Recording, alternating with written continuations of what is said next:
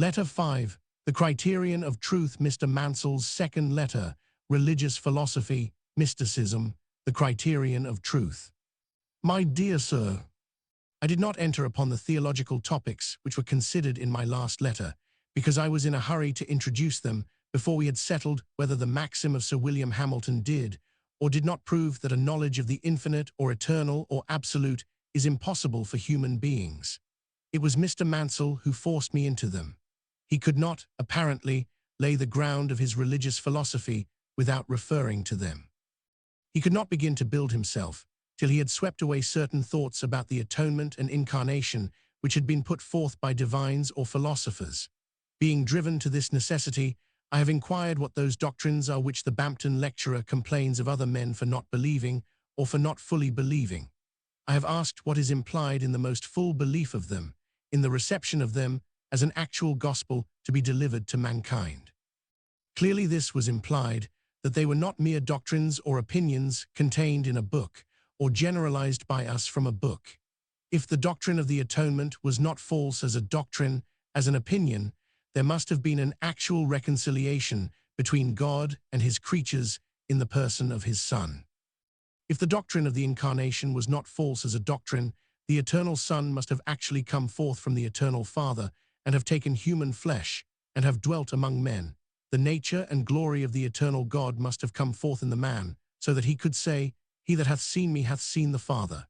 You and I had to determine whether, in this sense, we could receive the incarnation and atonement, whether, in this sense, we could proclaim them to men. For if we called on any human being to receive them as doctrines, and yet did not set them forth as facts, it seemed that we were committing a huge injustice to our fellows, deceiving our own selves, violating the trust we had received from God. But supposing we could do this, supposing we believed that the word gospel was not a treacherous sound, and that there is indeed a message from God to man, then it seemed that we must rejoice in every indication which we found anywhere that men are seeking after the knowledge of God and cannot be content without it. From whatever point such inquiries might start, whatever forms they might take, however they might be blended with confusion, contradiction, denial, there could be no doubt that they denoted a craving and a necessity which God himself had awakened, and which he would satisfy. If they were attempts to solve by forms, phrases, and notions, that which demanded a real, not a verbal solution, the perplexity of those attempts which, of course, we had experienced ourselves and felt to be a human perplexity, would give them a deep interest for us. If they were attempts to break through all phrases, formulas, intellectual subtleties, and to reach that which lies behind them and beneath them, then, however they might fail, they would be still more affecting proofs that God was inspiring men with a passion for that which they found was too large for them to grasp, and yet was altogether necessary to them. If in the endeavor to get rid of their own partial conceits and notions, and to find a ground which was beneath all, they were often entangled in those conceits and notions, we should again recognize men struggling as we struggle. We should again perceive how wide, human, universal, God's revelation must be. For these reasons, I contended that the controversy which gave so much occupation to men's thoughts in the Middle Ages, the realistic and nominalistic controversy in its different stages, was a subject of profound interest and instruction to the modern theologian, inasmuch as it taught him how near words and things lie to each other, what demands the conscience and reason of men make for realities, how they witness that the highest of all must be the most real, the ground of other reality. How apt we are to confound notions and dogmas and conclusions of our intellect with the truths to which they refer, and so to turn truths into mere names or mere opinions. I thought the rebellion against school logic just as full of meaning as the perplexities of that logic, and more consolatory, because it is a deep, authentic testimony that human beings, the moment they are roused to the feeling that they are human, must look above and beyond themselves, must rise out of themselves, whether they can prove their right to do it logically or not. And for us even more interesting is that direction of men's minds which has been so manifest during the last 100 years, that direction which, as I said, made it impossible for us to adopt Butler's phrase of natural and revealed religion, though it made Butler's teaching respecting a revelation of God through the constitution of nature and through man all the more precious. I follow an excellent precedent, which Mr. Mansell has set us at the close of each of his lectures, in thus recapitulating the lessons which we have been learning from his statements and from the facts which he has adduced. I am particularly anxious to do so at the commencement of his second lecture, because that is the one in which he has formally announced what is the object and the character of his religious philosophy. 2. The one in which he has applied himself most vigorously to the work of demolishing the dream of mystics and rationalists that there is any criterion of truth in man. 3. The one in which he has exhibited most of his scholastical skill in dealing with our notions of cause, of the absolute and the infinite, and in destroying pantheism. This last portion of the lecture one reserved for a separate letter. To the other two divisions I address myself now. 1. I have used the phrase religious philosophy. It is Mr. Mansell's. The following extract will tell you what he does and does not mean by it. A philosophy of religion may be attempted from two opposite points of view and by two opposite modes of development. It may be conceived either as a philosophy of the object of religion, that is to say, as a scientific exposition of the nature of God, or as a philosophy of the subject of religion, that is to say, as a scientific inquiry into the constitution of the human mind, so far as it receives and deals with religious ideas. The former is that branch of metaphysics which is commonly known by the name of rational theology. Its general aim, in common with all metaphysical inquiries, is to disengage the real from the apparent, the true from the false. Its special aim, as a theology, is to exhibit a true representation of the nature and attributes of God, purified from foreign accretions, and displaying the exact features of their divine original. The latter is a branch of psychology, which, at its outset at least, contents itself with investigating the phenomena presented to it, leaving their relation to further realities to be determined at a later stage of the inquiry. Its primary concern is with the operations and laws of the human mind, and its special purpose is to ascertain the nature, the origin, and the limits of the religious element in man, postponing, till after that question has been decided, the further inquiry into the absolute nature of God. Bampton Lectures, 2nd ed., pages 34-35. Though we are entering, you see, upon an inquiry that is to be very accurate and scholastic, the two principal words which are to engage our attention are left undefined. We are not told what religion is. We are not told what philosophy is. I have explained already why I do not pretend to supply Mr. Mansell's deficiencies with respect to the first word. I think it is a peculiarly ambiguous one, and one that is likely to continue ambiguous, because we connect it habitually with the study and treatment of the Bible, though the Bible itself gives us no help in ascertaining the force of the word, apparently sets no great store by it or any similar one.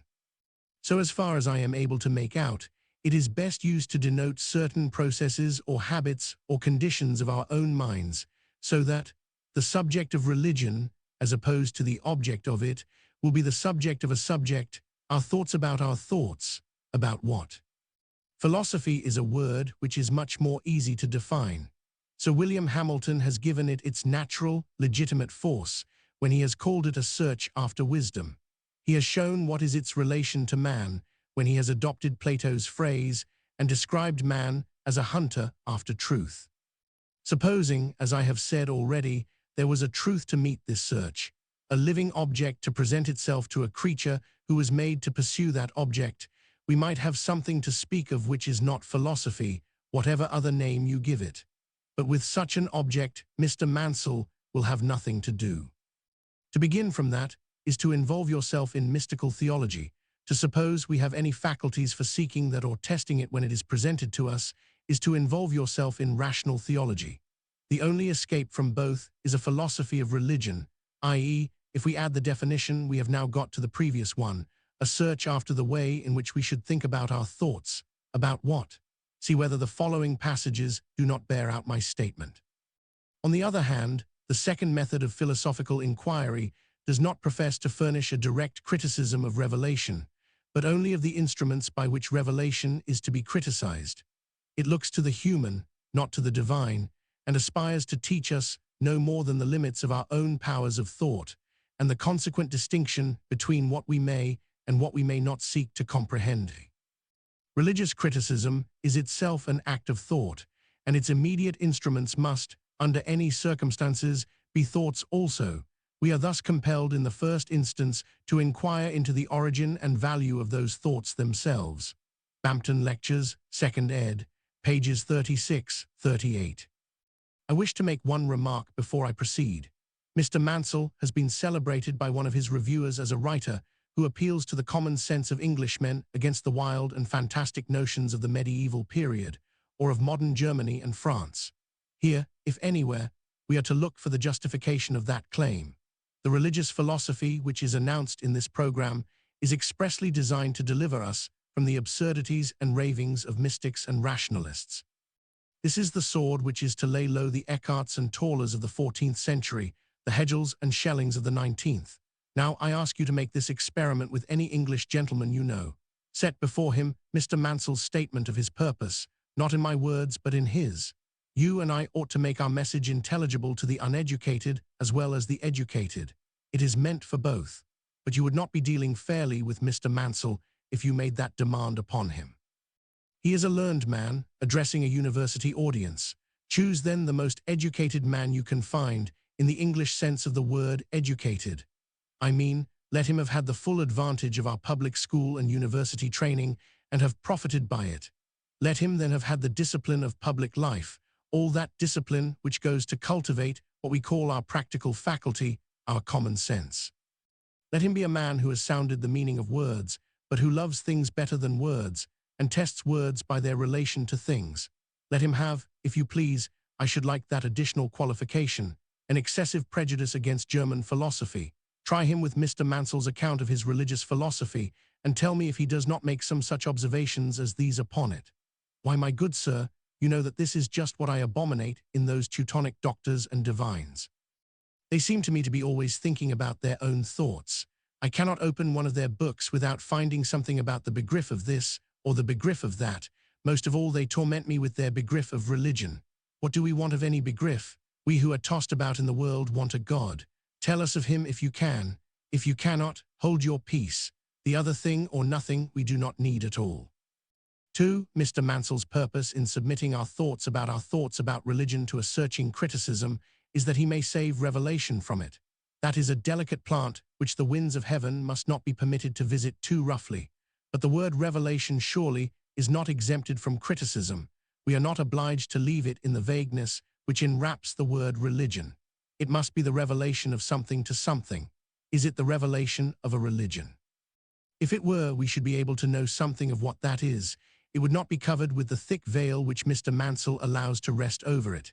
Is it a revelation of God? So the Bible seems to say. That is its simple, obvious language. But if a revelation of him, a revelation also to something. To what? Not to angels, unless the Bible speaks falsely, but to men. Not to the bodily eye of men, unless the Bible speaks falsely, for it says that the eye of the body has not seen God and cannot see him. Then to some eye which is not in the body, so our Lord seems to say, for he speaks of a light that is in us which may become darkness. Here comes in Mr. Mansell's critical religious philosophy. He undertakes to show that there is no such eye in man which can receive a revelation of God. Thus he proceeds with his demonstration. Such a conviction may be possible in two different ways. It may be the result of a direct intuition of the divine nature, or it may be gained by inference from certain attributes of human nature, which, though on a smaller scale, are known to be sufficiently representative of the corresponding properties of the deity. We may suppose the existence in man of a special faculty of knowledge, of which God is the immediate object, a kind of religious sense or reason, by which the divine attributes are apprehended in their own nature. Or we may maintain that the attributes of God differ from those of man in degree only, not in kind, and hence that certain mental and moral qualities, of which we are immediately conscious in ourselves, furnish at the same time a true and adequate image of the infinite perfections of God. The first of these suppositions professes to convey a knowledge of God by direct apprehension, in a manner similar to the evidence of the senses. The second professes to convey the same knowledge by a logical process, similar to the demonstrations of science. The former is the method of mysticism, and of that rationalism which agrees with mysticism, in referring the knowledge of divine things to an extraordinary and abnormal process of intuition or thought. The latter is the method of the vulgar rationalism, which regards the reason of man, in its ordinary and normal operation, as the supreme criterion of religious truth. On the former supposition, a system of religious philosophy or criticism may be constructed by starting from the divine and reasoning down to the human. On the latter, by starting from the human and reasoning up to the divine. The first commences with a supposed immediate knowledge of God as he is in his absolute nature, and proceeds to exhibit the process by which that nature, acting according to its own laws, will manifest itself in operation and become known to man. The second commences with an immediate knowledge of the mental and moral attributes of man, and proceeds to exhibit the manner in which those attributes will manifest themselves, when exalted to the degree in which they form part of the nature of God. If, for example, the two systems severally undertake to give a representation of the infinite power and wisdom of God, the former will profess to explain how the nature of the infinite manifests itself in the forms of power and wisdom, while the latter will attempt to show how power and wisdom must manifest themselves when existing in an infinite degree. In their criticisms of revelation, in like manner, the former will rather take as its standard that absolute and essential nature of God, which must remain unchanged in every manifestation. The latter will judge by reference to those intellectual and moral qualities, which must exist in all their essential features in the divine nature as well as in the human. Bampton Lectures, 2nd ed., pages 38-41. These, you perceive, are the two possible ways of arriving at any knowledge of God. Mr. Mansell has told us already that neither the mystic nor the rationalist necessarily rejects a revelation. The principle of one or the other is just as absurd, according to him, with a revelation as without it. All the attempts, therefore, which are made in this lecture to enlist the sympathies of believers in the Bible on the side of his religious philosophy, by dwelling on the different objections to the Bible and the denials of the Bible which have proceeded from those who speak of a reason in man that can judge of a revelation, are rhetorical artifices, deserving of all commendation for their cleverness, but utterly worthless so far as the argument is concerned. What is said here against mystics and rationalists applies as directly, as sharply, to every person who believes as you and I believe, that we are bound in our sermons to set forth Christ as the wisdom of God and the power of God, and to take the words addressed to the Apostle Philip literally. Have I been so long a time with you, and yet hast thou not known me, Philip? He that hath seen me hath seen the Father. How sayest thou then, show us the Father? Do I then confess myself a mystic or a rationalist, because I do not put in any plea for exemption from the charges of folly or of heresy which Mr. Mansell would fix upon them? I have answered that question already as far as rationalism is concerned. I have confessed that I have in myself an evil rationalism, and that there is also a rationalism which I desire to cultivate, which I believe it is killing the spirit in us not to have. I make the same confession precisely about mysticism. I find a number of men, in all ages of the Christian Church, who have been called mystics.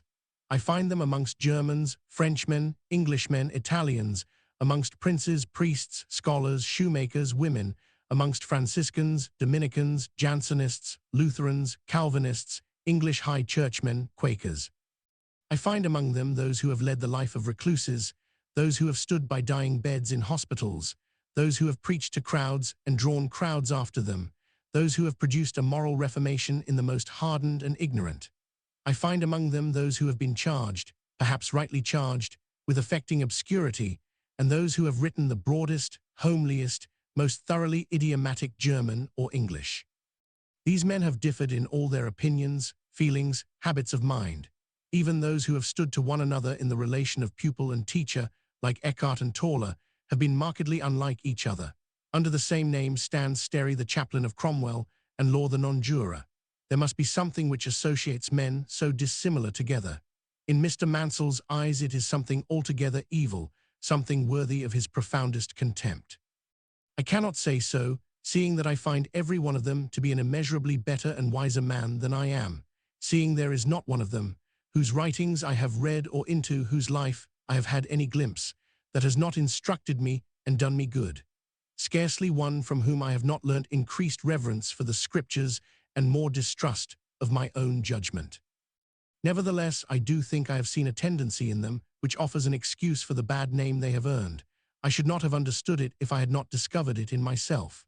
Mr. Mansell has represented it harshly, but perhaps not wrongly, when he speaks of the mystics referring the knowledge of divine things to an extraordinary and abnormal process of intuition or thought. The description does not apply to any one of those I have named in his highest and best moods. Some of them fought vehemently and almost to the death against it. Those who were followed in the 14th century by multitudes of listening peasants could scarcely have deemed that they had some special, abnormal insight. Still, that is unquestionably the mystical temptation.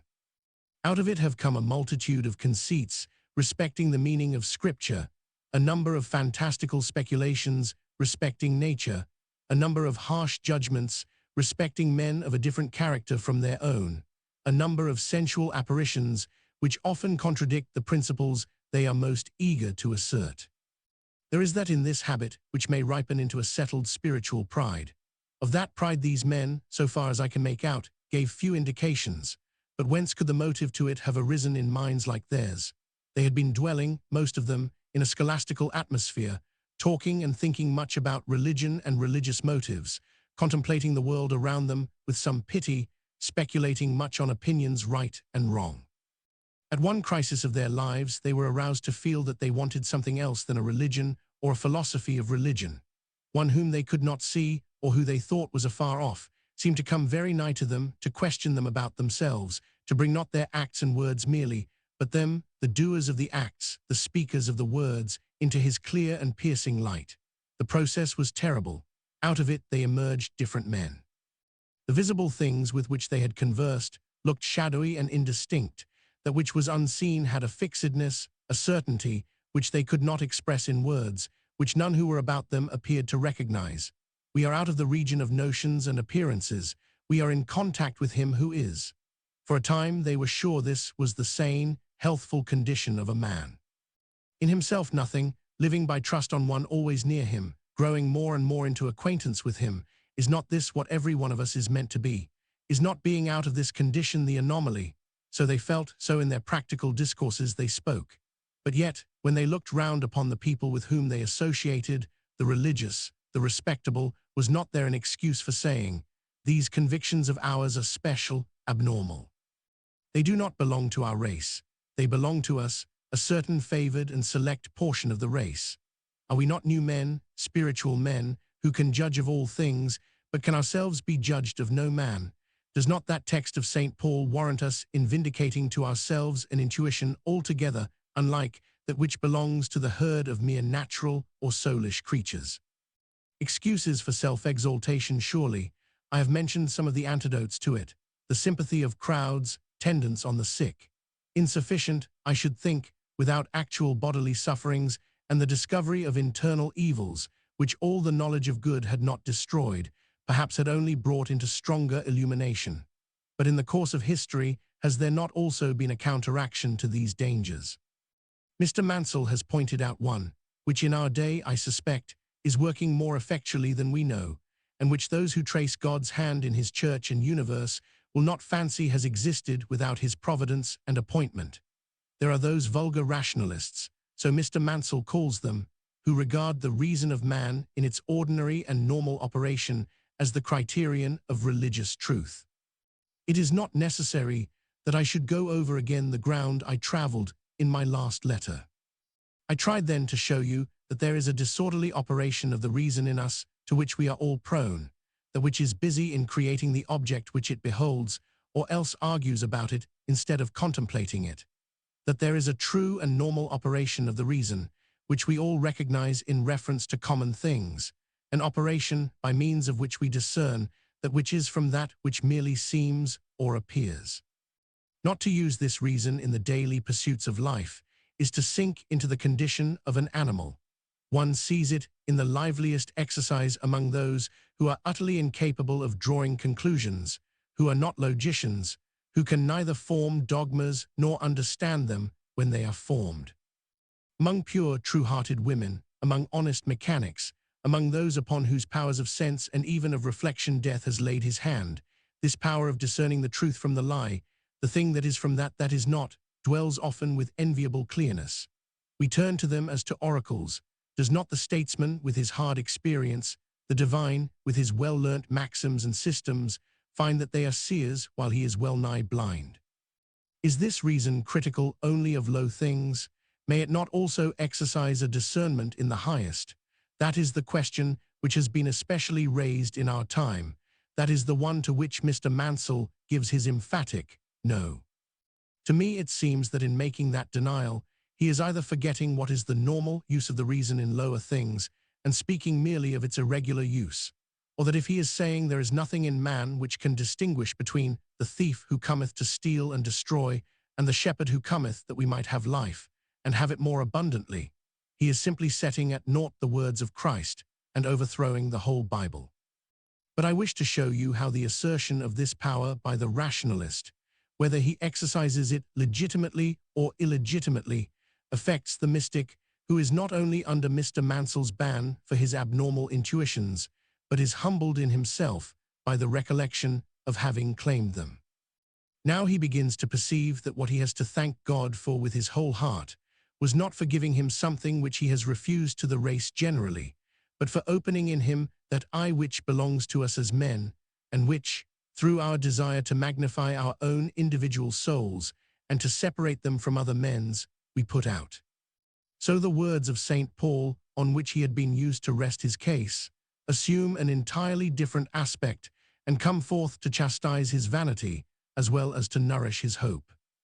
Is not the spiritual man, as we are told in that very epistle, the man who will not divide himself from others, division being the sign of carnality, who will not make his own notions or opinions the standards for men or the measures of God's acts, who will receive the things that are freely given him of God, who therefore has a faculty of discrimination, which does not suffer him to be deluded by impostors or to confound the devil with the true God.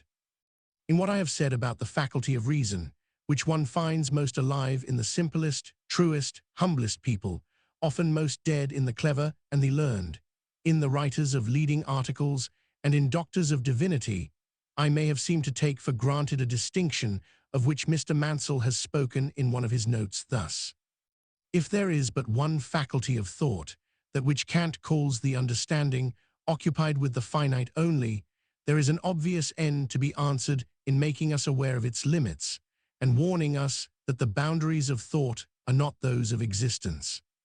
But if, with Kant, we distinguish the understanding from the reason, and attribute to the latter the delusions necessarily arising from the idea of the unconditioned, we must believe in the existence of a special faculty of lies created for the express purpose of deceiving those who trust to it. Note 24 to page 127, page 364. This sentence, you perceive, settles the whole question.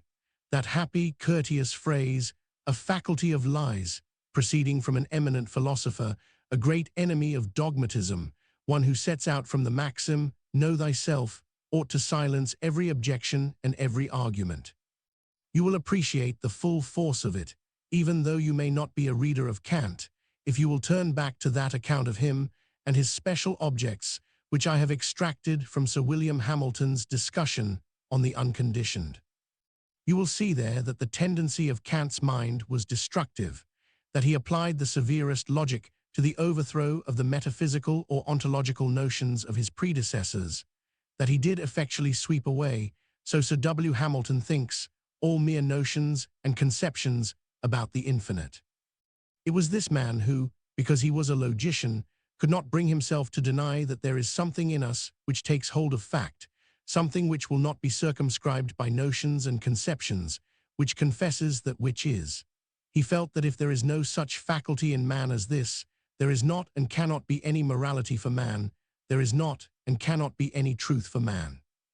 It is because a stern necessity drove this philosopher to overleap the bounds of his own philosophy for the sake of reality, that Mr. Mansell says he believed in a faculty of lies created for the especial purpose of deceiving those who possess it.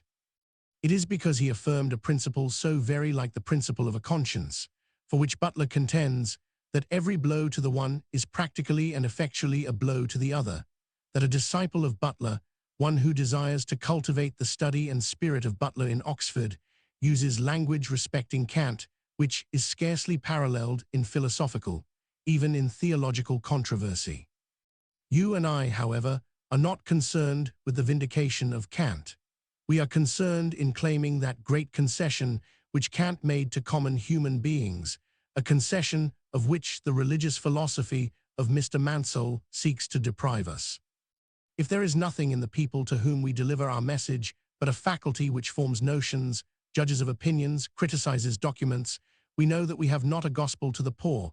It is monstrous to pretend that we have. That faculty of forming notions, judging opinions, criticizing documents, is a peculiar one. It requires a special cultivation. The degrees in which those possess it in whom it has been cultivated are more various than it is possible to express. The difference between Bentley and the most ignorant undergraduate who answers a question at an Oxford or Cambridge examination is an inadequate measure of the variety in one direction. Those in whom the faculty exists in the highest degree are not always the persons to whom one would appeal with confidence on a moral question. And when one compares their different exercises upon their own ground, e.g. the discussion on the epistles of Phalaris with the commentary on Paradise Lost, one feels how a homely perception of facts is needful even to a critic, how worthless the merely critical power becomes without it. Even therefore, if one wanted to bring out this power in its strength, one would have need to educate another first, one which is not special, but human. In a university, if that human faculty is denied or not appealed to, all special studies will be worthless, yes, mischievous and accursed. But for the minister of the gospel, that is what he has to speak to. I had nearly said that only. It is because the Bible addresses that human faculty and not some special faculty that it can bear to be translated into every tongue of the earth, that it can speak to all tribes and nations. For us to deny the existence of such a faculty is simply to deny our own work. Anyone who tells us that it does not exist is bound also to tell us that if we are honest men, we must relinquish that work. What, you say, does it depend upon our acceptance of a certain philosophy whether we shall do our work as evangelists? Not the least. You need know nothing about philosophy. If you do not, you will take for granted the existence of this faculty to which you can speak. It is the ordinary postulate of an Englishman's life that there is such a one. That is what he means when he says, I do not care for your fine notions. I have something in me which tells me when a man is speaking truth or falsehood. Of course, he may be very much deceived about his own preference for truth over falsehood in any particular case. He may be bribed to like a lie better than the truth. But are you justified in telling him that he has not that faculty? Are you not destroying his soul if you do? Are you not saving his soul alive if you can persuade him to use that faculty, if you can teach him how he may use it, who is helping him to use it, who would deliver him from the falsehoods which are corrupting and enchaining him? This, I say, is the ordinary judgment of a practical man. And the part of Kant's philosophy which Mr. Mansell rejects is the part which owns that the philosopher cannot interfere with this practical human faith, that it is worth more than all the notions of the understanding, because it takes hold of that which is substantial, worth more than all the conclusions of the understanding, because it converses with premises. Yes, Mr. Mansell will say, but I acknowledge a faith which goes beyond these notions. I admit that the realm of existence is not bounded by the realm of thought.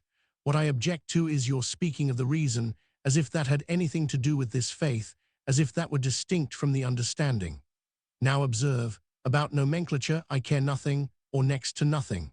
Throw over Kant's nomenclature if you dislike it. There is no sacredness in the names of understanding or of reason.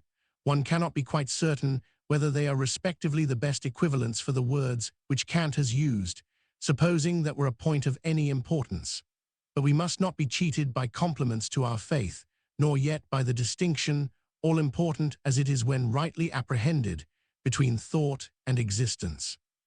Does the faith you speak of take hold of existence, or, as I should say, for I do not like school terms when I can get plain words, of that which is? If not, it is not what we mean by faith. It is not the faith which is the substance of things hoped for, the evidence of things not seen. It is an act of the mind, therefore I have to ask, of what mind? It is the belief in something, then I have to ask, what is that something? The mind, according to Mr. Mansell, only gives out thoughts, and thoughts are in no connection with existence or that which is. Whence then comes this faith? Whither does it go? How should it be described? I know how it would be described by some persons. They would call it a faculty or the exercise of a faculty of lies. I do not like such language. Mr. Mansell, who does, must vindicate the faith which he speaks of from the imputation which he has bestowed upon Kant's reason.